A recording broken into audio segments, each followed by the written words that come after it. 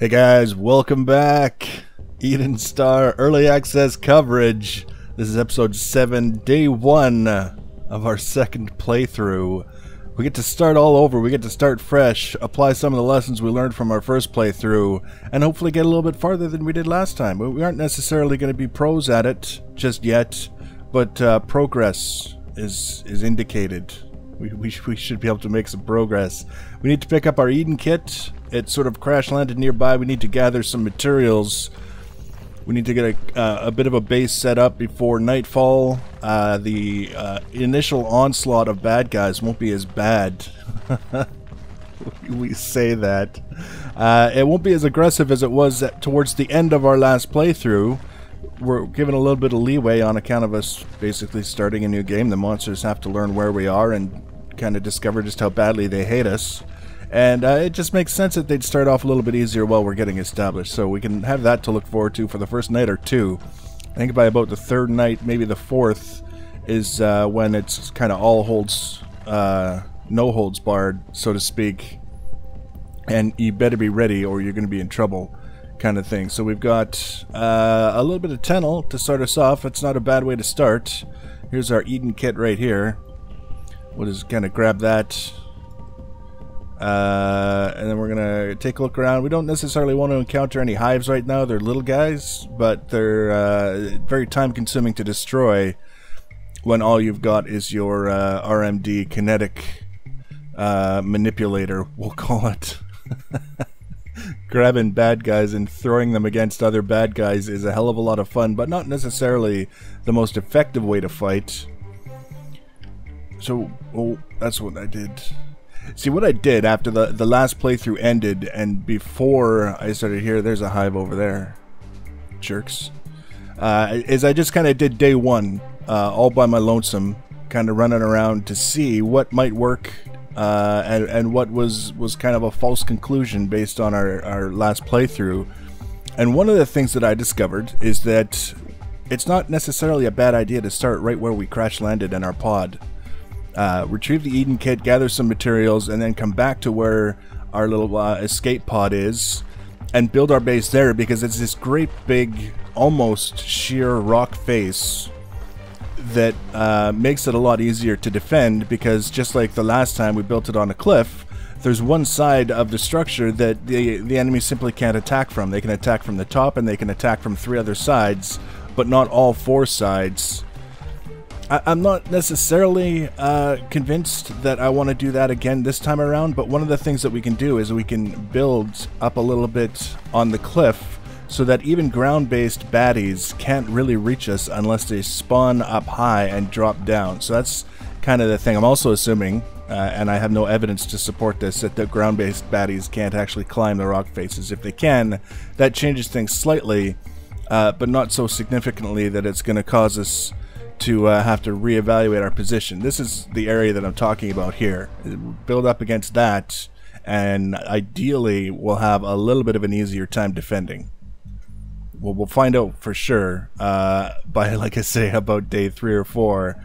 So for now, we've got 10.5 minutes before nightfall, which is certainly enough time to find another Tennel deposit or 2. We should be sprinting and not strolling about happily. And get back to base in time to build some cubes and place the Eden kit, and then build some fortifications. We won't have a chance to get the full surround of the Eden kit done tonight. We won't have enough materials and we won't have enough time, but we'll get both of our turrets in place and helping us with the defense, and set in a place where we actually want to keep them instead of setting them in a temporary location and then having to move them around or recover materials from them and make new ones and place them and all the other nonsense that goes with temporary placements. Bridgemanite is going to be the main structure material that we have for the cubes and the foundations and all those other things, because it's not used for anything else. I guess, at least nothing that I've encountered, but things like our assault rifle, ammunition for the assault rifle, RMD upgrades, things like that, they all use things like Tennel and ceruleum and all these other materials that are a little bit less common than bridgemanite, so we want to be saving those materials for those applications and not using up all of our more rare materials on things that aren't necessarily that useful. I saw a hive over there. I'll see if I can swing around so you can see it while I'm gathering this bridgemanite. There it is. Just below the glowing hand in the upper right corner of the screen, you can see the mound of the hive and the little red beacon shining up from it. It's just the little version now, but without an assault rifle, it's a little bit much to take on. And it seems, when they're just the little versions like that, that they spawn a lot more of the little walker guys. Which, when you've got all you've got really is your RMD to throw them around. When there's 3 or 4 of them chasing you, it gets a little bit difficult to manage. So we're just gonna leave it alone. They're off the radar for now.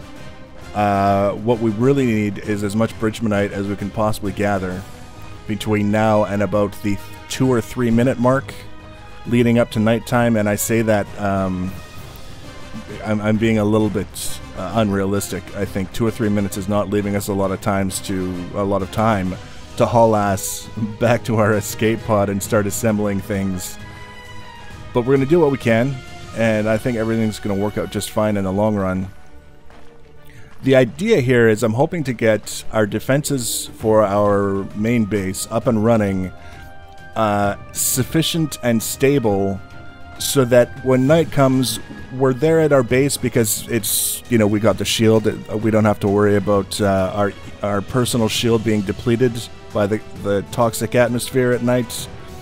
And also able to support our turrets if necessary, but also have some time, hopefully, to review various different things, kind of come up with a plan, what we want to work on next, what upgrade or what new thing we want to build, and then figure out what we need to do that, and by, you know, daybreak of the next day, be able to set out with an idea of what we're looking for, as opposed to just kind of running around at random gathering bits and bobs and potentially wasting a lot of time that we don't have. Right now, we could basically stop anywhere and gather anything, and it probably wouldn't be harmful. But later on, you know, stopping to gather a gigantic deposit of bridgemanite when what you really need is 75 more tunnel for a really useful upgrade, it's kind of one of the distractions that we want to avoid. This was a fairly sizable deposit.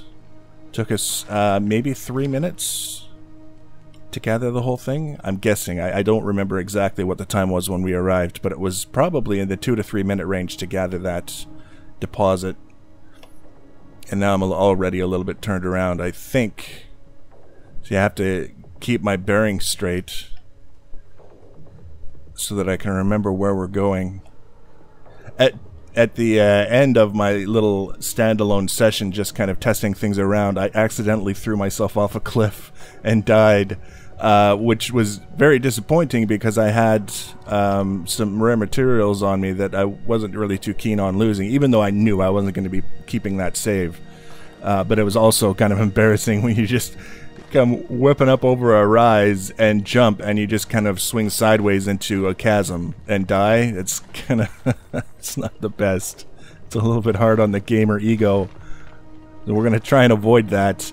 We're also going to try and make better use of the storage of the Eden kit, so that when we do something like make 600 rounds of assault rifle ammunition, we can put 300 or 400 rounds in storage, and that way if we die while defending our base, we don't lose all of our ammunition. We have some in storage that we can just pick up and carry on the defense. So there's that as well. We want to kind of keep an eye on, make sure that we're using the storage options that are available to us so that we don't experience unnecessary losses. See, I keep seeing stuff like this, and I want to salvage it, but it won't let me. I wish that's some high-tech goo right there, but it says no. So we have to go with what it says. I'm gonna try and do the wall climb. There we go.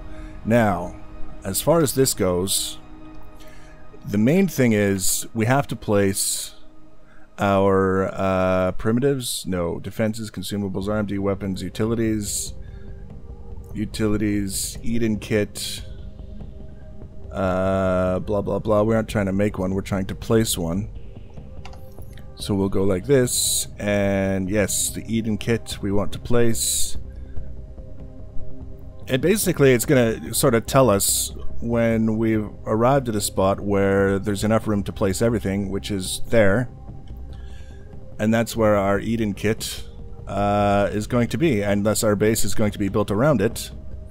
And we need now some foundation blocks, at least some, to go around here. Hopefully they'll be able to find purchase somewhere. And that wasn't necessarily what I wanted to do, but how many foundation blocks? We have 15 tunnel foundation blocks that were given to us because we chose the normal difficulty instead of the hard mode. I can't, to be completely honest, normal is plenty hard for me. What are we doing here? We don't want that. We want to, and we want, there we go. So the snapping system for blocks, kind of putting them in place and having them go where you want them to be, is actually pretty good. It takes a little getting used to. Like for example here, it's saying that there's not enough purchase below this to place it, so it's not going to let me, which is not necessarily the worst thing that could ever happen, but it makes me a little bit nervous because I kind of want to have a wall there for defensive purposes. It's saying nope, you can't build there. So we're just gonna do we want to hop down a little bit? We want to see. Yeah, it's not going to let us place anything there, or there, but that's not necessarily important. What we're going to do is we're going to make now some cubes of the Bridgmanite variety, and we might as well max it out because we don't need foundation and we don't need panel. We're not interested in doing anything decorative right now. We just want to get the necessary bits in place. And it's not going to let me put that there, but I can put it here. That might not work for what I want it to be, but it's Bridgmanite, so it's not like it's an expensive material that we're wasting if we have to pull it down after it's been damaged for the sake of rebuilding something.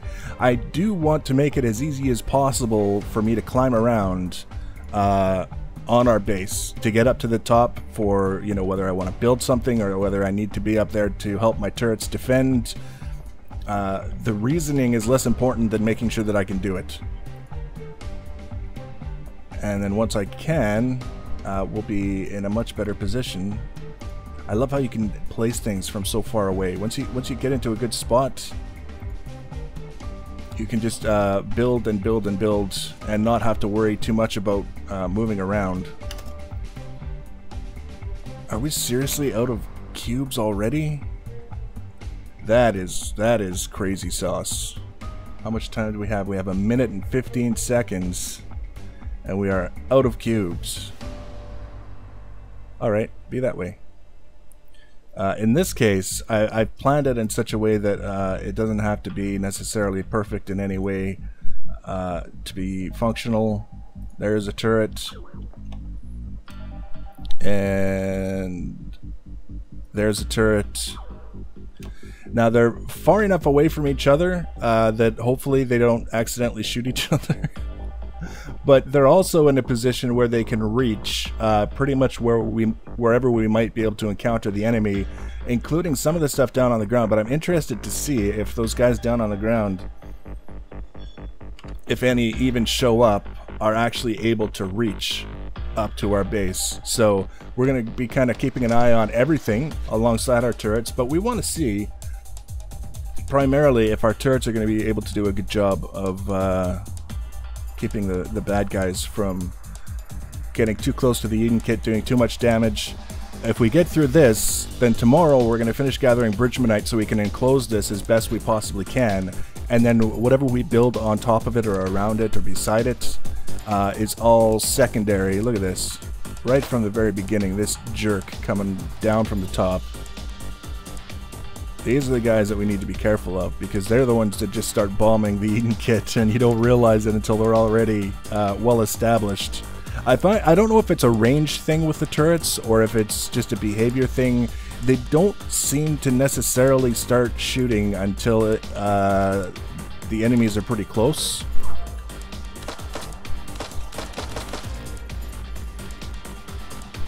Which is perhaps not ideal. I still love the night skies with, look at all the beacons.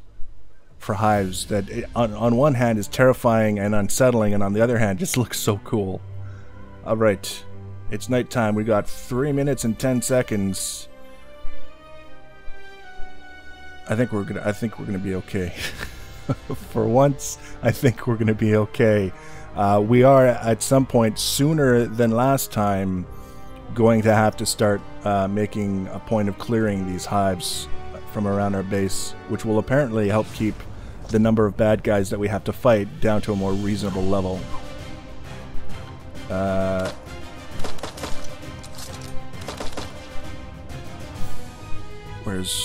I'm not seeing any red arrows, which suggests that we're doing okay. Oh, here we go. Way up there. Turrets, I don't think have shot anything yet. I think they're ready and willing. They're just not quite able, for whatever reason.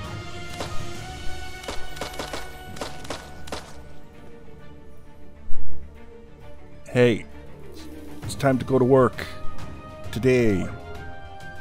Sooner rather than later. I mean, this isn't exactly a stressful sort of assault, but at the same time, we're still counting on you to do your job. Otherwise, we can just tear you apart and use your materials for more cubes. That works too. Look at this guy. He's just flipping and flopping all over them. There we go. We got a turret in there. Another turret. That guy was all dead by turrets. So the turrets are kind of waking up a little bit. They're a little bit groggy. Not altogether reliable. I saw a guy over there. I think you did too. And then, oh yeah, I just went into cover. These are the guys on the ground, and I don't think they can actually get to my base, which is bloody fantastic.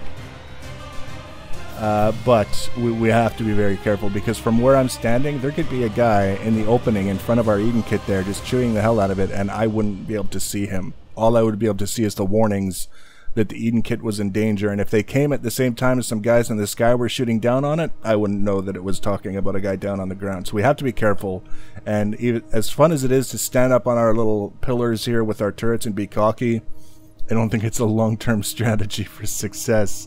45 seconds, first night. So far, so good.